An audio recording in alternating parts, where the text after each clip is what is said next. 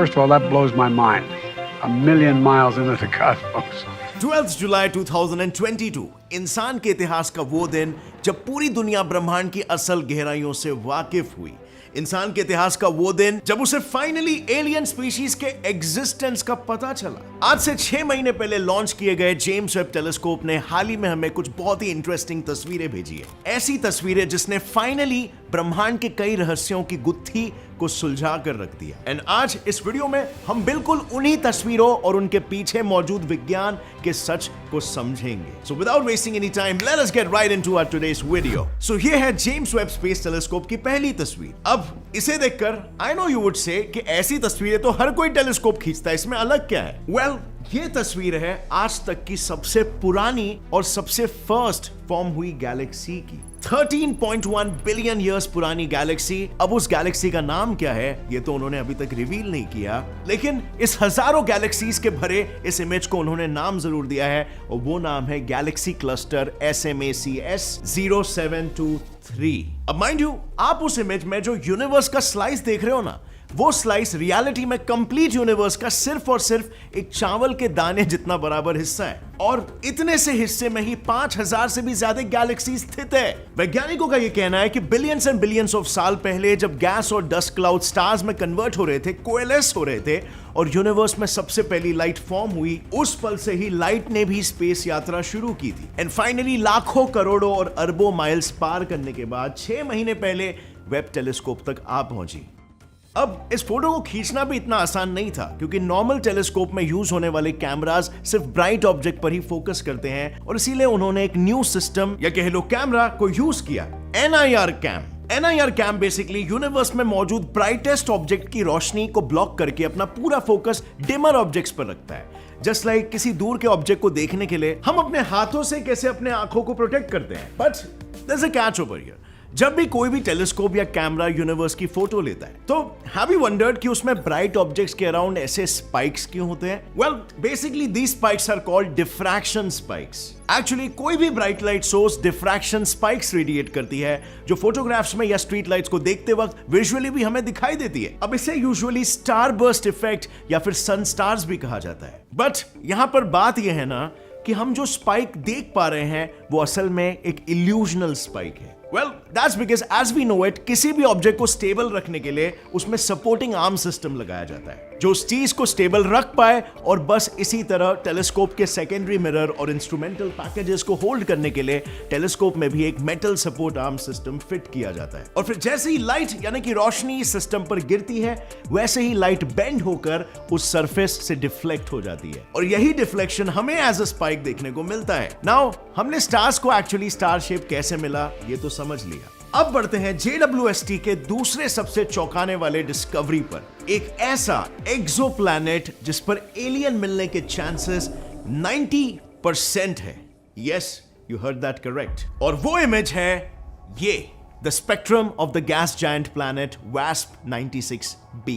ये planet earth से 1150 light years दूर है और ये आज तक का किसी भी एक्सोप्लैनेट का लिया हुआ फर्स्ट स्पेक्ट्रम है। बेसिकली एक स्पेक्ट्रम प्लैनेट के अलग अलग पार्ट्स पर मौजूद मॉलिक्यूल्स को डिटेक्ट करता है, जो ये दर्शाता है कि क्या प्लैनेट पर वाटर, ऑक्सीजन, मीथेन और कार्बन डाइऑक्साइड जैसे मॉलिक्यूल्स जो लाइफ को सपोर्ट करते हैं वो उस प्लैनेट पर मौजूद है कि नहीं। अब जब इस प्लैनेट का सबसे पहला वेवलेंथ स्पेक्ट्रम फाइंड किया गया, तब उसमें यह पता चला कि इस प्लैनेट पर वाटर वेपर के ट्रेसेस ज्यादा है, और जैसे कि हमें पता है जहां पर पानी ज्यादा होगा वहां पर जीवन की संभावना बढ़ जाती है। और बस यही कहना साइंटिस्टों का भी है, और फर्दर स्टडीज करने के बाद बाकी सारे एलिमेंट्स के मॉलिक्यूल्स मिलने के चांसेस भी 90% है यहां पर। तो फ्यूचर में पॉसिबिलिटी है कि मार्स और टाइटन के साथ साथ WASP 96b भी ह्यूमन लाइक क्रीचर के लिए एक हैबिटेबल प्लैनेट बन सकता है, या फिर ऑलरेडी है 90% चांस, राइट? अब फ्रेंड्स, वीडियो में आगे बढ़ने से पहले अगर मैं आपको कहूं कि आप जो भी वीडियो देख रहे हो उसे देखने के आपको पैसे मिलेंगे, तो डज दिस साउंड बिलीवेबल?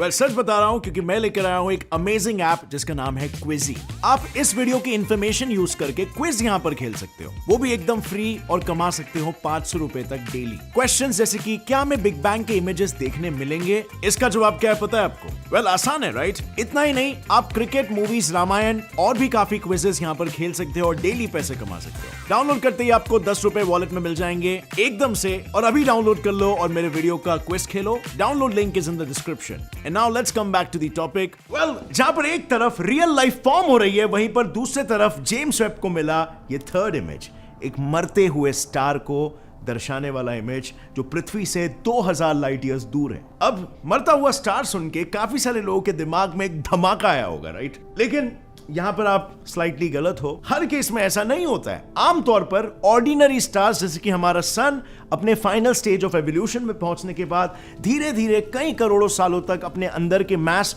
को इजेक्ट करने लगता है, और यही प्रोसेस हम यहां पर भी देख पा रहे हैं। इस इमेज में दिखाई दे रही हर एक लेयर ये रिप्रेजेंट करती है कि स्टार ने उस लेयर में इतना मास इजेक्ट किया है। जो स्टार से सबसे क्लोज है वो उसका मोस्ट रीसेंट इजेक्शन है। And now as we all know, किसी भी ऑब्जेक्ट से रिफ्लेक्ट हुई लाइट को अर्थ तक पहुंचने में काफी सारे साल लग जाते हैं, तो उस हिसाब से शायद अब तक ये स्टार एक व्हाइट ड्वार्फ में तब्दील हो भी चुका हो सकता है। और ऐसा ही कुछ हमारे सन के साथ भी 5 बिलियन साल बाद होने वाला है। लेकिन ऑफ कोर्स शायद उस वक्त तक अगर हम ह्यूमन स्पीशीज एडवांस बन जाए तो हम किसी दूसरे सोलर सिस्टम में अपने आप को एस्टैब्लिश कर चुके होंगे। अब ऐसे यूनिवर्स में कोई भी इवेंट होने के लिए लाखों करोड़ों साल लगते हैं, और इसीलिए हमें ऐसा फील होता है कि यूनिवर्स रुका हुआ है, थमा हुआ सा है। बट एक्चुअली मैं you will be quite surprise to know कि हमारा यूनिवर्स कॉस्मिक डांस करते रहता है, और यही है एग्जैक्टली हमारा फोर्थ इमेज, जिसमें सबसे left most galaxy 40 million light years दूर है। And now compare that to other 4 galaxies, जो गैलेक्सीज 290 मिलियन लाइट ईयर्स दूर है। अब एक नॉर्मल टेलीस्कोप एक इमेज फॉर्म करने के लिए मोस्टली 10 to 20 इमेजेस को कैप्चर करता है, लेकिन इस इकलौती इमेज को बनाने के लिए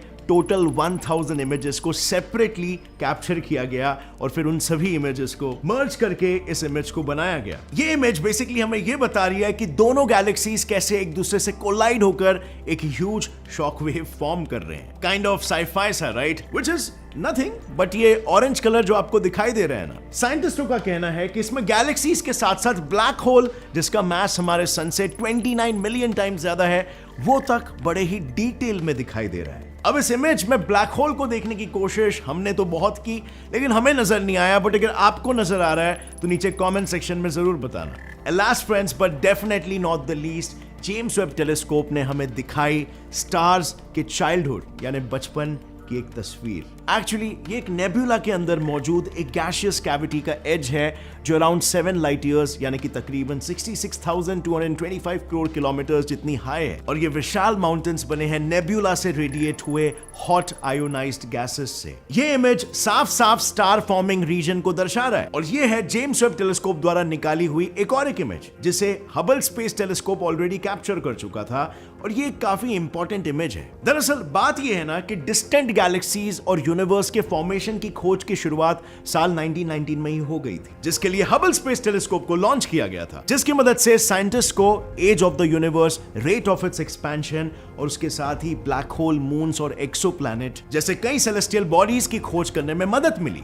लेकिन इस टेलीस्कोप का एक ड्रॉबैक था, कैप्चर की हुई सारी इमेजेस ब्लर होकर साइंटिस्टों तक पहुंच रही थी, जिससे कि साइंटिस्ट कुछ खास कंक्लूजन ड्रॉ नहीं कर पा रहे थे, और इसीलिए इसी प्रॉब्लम को फिक्स करने के लिए साल 2021 में जेम्स वेब टेलीस्कोप को लॉन्च किया गया था। So James Webb Space Telescope is basically the successor to Hubble Space Telescope, और ये उससे exponentially more powerful और sophisticated है। इसके मिरर्स Hubble Space Telescope के मिरर से 6 गुना ज्यादा बड़े हैं, और इसीलिए ये टेलीस्कोप यूनिवर्स की वास्टनेस को बड़े आसानी से दुनिया के सामने पेश कर पा रहा है। 13.2 बिलियन सालों पहले हबल स्पेस टेलीस्कोप के कैप्चर किए हुए इमेजेस की गुत्थी तक इसने सॉल्व कर दी है, और वो इमेज जहां पर हबल अटक गया था वो इमेज ये है, एक्सट्रीम डीप फील्ड, एक ऐसी इमेज जिसमें 5000 से भी ज्यादा गैलेक्सीज विंडोज पर क्रिएट हुए ड्रॉपलेट्स की तरह दिखाई दे रहे हैं। वेब ने हबल के इस ब्लरी विजन को 12 घंटों के अंदर ही ऑब्जर्वेशन करने के बाद क्लियर व्यू दिया और दुनिया के सामने एक परफेक्ट इमेज के रूप में पेश किया। और इस ओवरऑल फोटो के अंदर ये है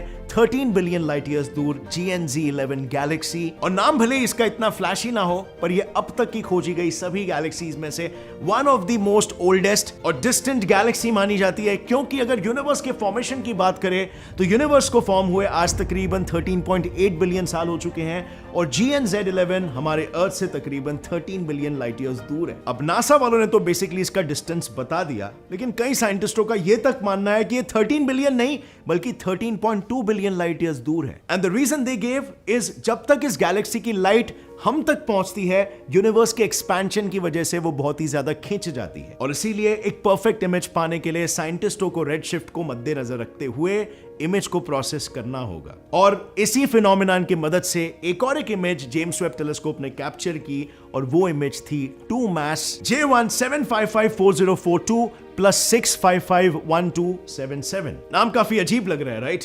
वेल, ये नाम इसे कोऑर्डिनेट्स के नाम पर दिया गया है, और इसे आसान भाषा में आप रेड जायंट भी बुला सकते हो। ये स्टार हमारे सन से 2000 लाइट ईयर्स दूर है, जिसे हम किसी भी बेसिक टेलीस्कोप की मदद से स्पेस में इजीली ऑब्जर्व कर सकते हैं और डिटेक्ट कर सकते हैं। ये स्टार एक ऐसा रेड जायंट है जो वक्त के साथ साथ कंप्लीटली इवॉल्व हो चुका है और अपने एवोल्यूशन के फाइनल स्टेजेस पर पहुंचा है। And that means what?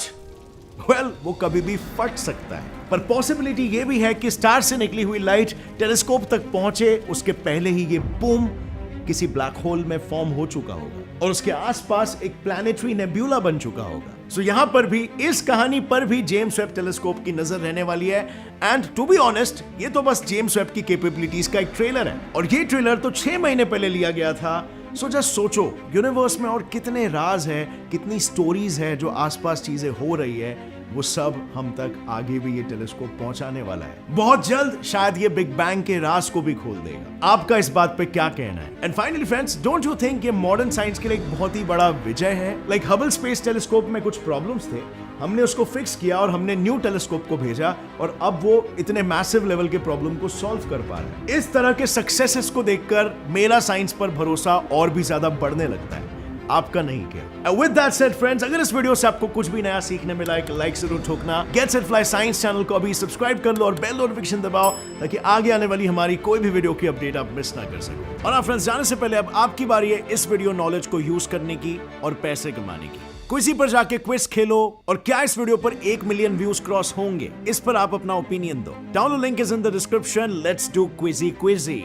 See you next time. Till then, as always, stay curious, keep learning, and keep growing. Jai Hind.